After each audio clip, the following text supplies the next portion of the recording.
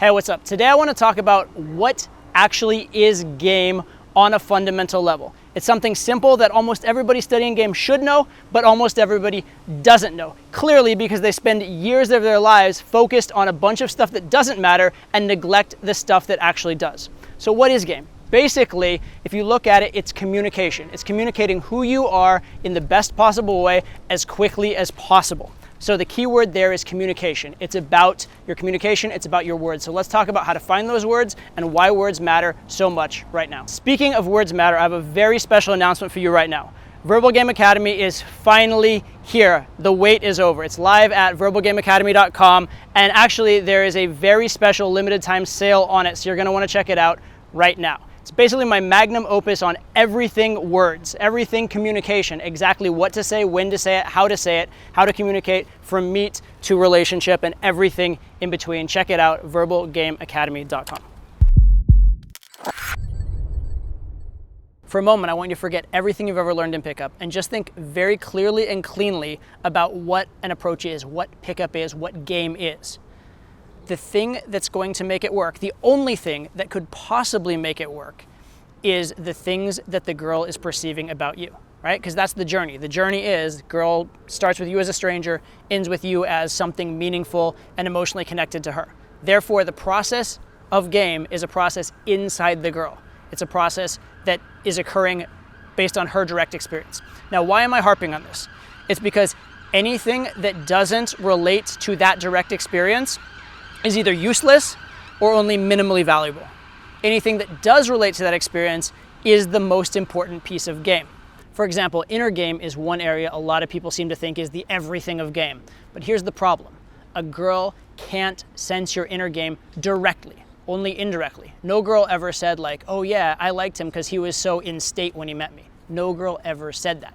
However, they do say, I like that thing he said, I like that thing he did, because that is in their direct experience. You see the distinction. So does inner game matter? Tangentially, yes, but only as it influences the things you say and do, right? So what's the girl responding to on a fundamental level, on a simple level, forgetting everything you've learned, just thinking about it logically, going from first principles? What matters? It's what she sees of you, what you communicate to her from what you say and do.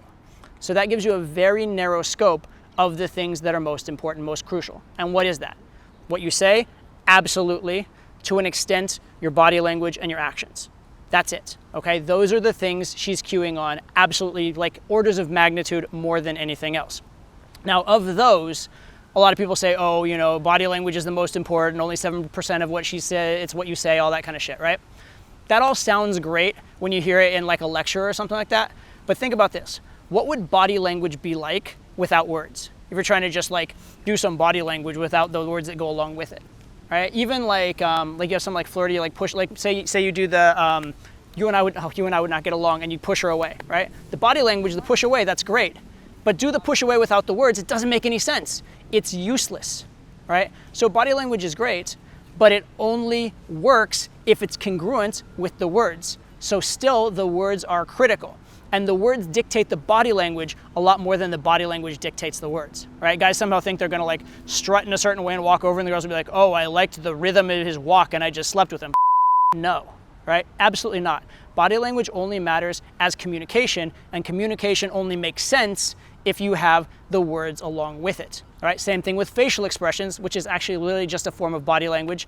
And to an extent, the same thing with the actions, because the actions you take, leading the girl, moving the girl around, it's all a form of communication, and she wouldn't go with you without the words. So words matter, body language matters, actions matter, but the words are the key part of it because they are the core, they are the thing that make all the others make sense. You could have the words without a lot of body language. You could have the words without a lot of action, but you can't have the action and the body language without the words because it would be weird. Okay, so for all these reasons, words are the single thing you should focus on. One, because they're among the three relevant things, like the most relevant things, they're one of them. And of those three, they are the one that controls and dictates the other two. So why are words in verbal game so powerful? Well, consider this. Even a tiny change in a word that doesn't even necessarily affect its dictionary meaning can have a huge impact in the entire conversation.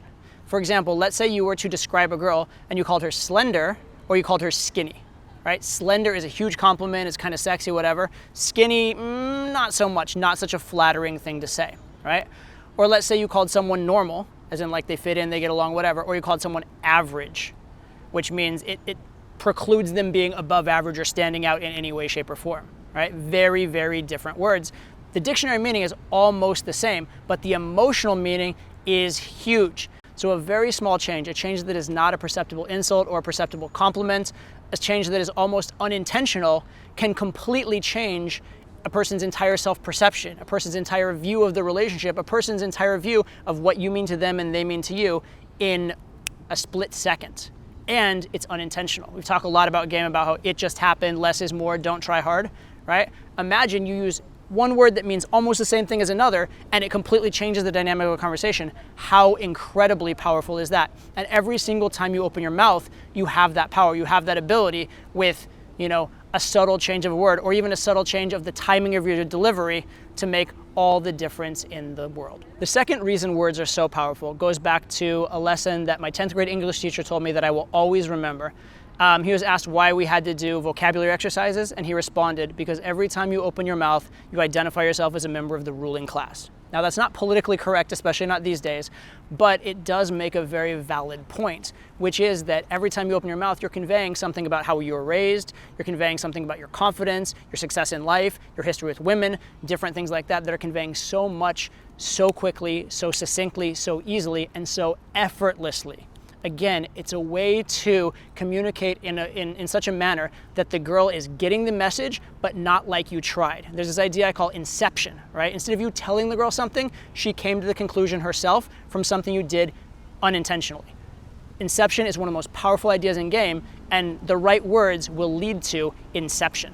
It's so much better if instead of you telling her the good things about yourself, she comes to those conclusions on her own by accident. But probably the final reason why I absolutely love verbal game is not just because it is so incredibly effective, how like a small change can have such a bump in your results, but also it can have an incredible difference in your consistency, because it's hard to have the exact same body language moment to moment. It's hard to have the exact same facial expression on command.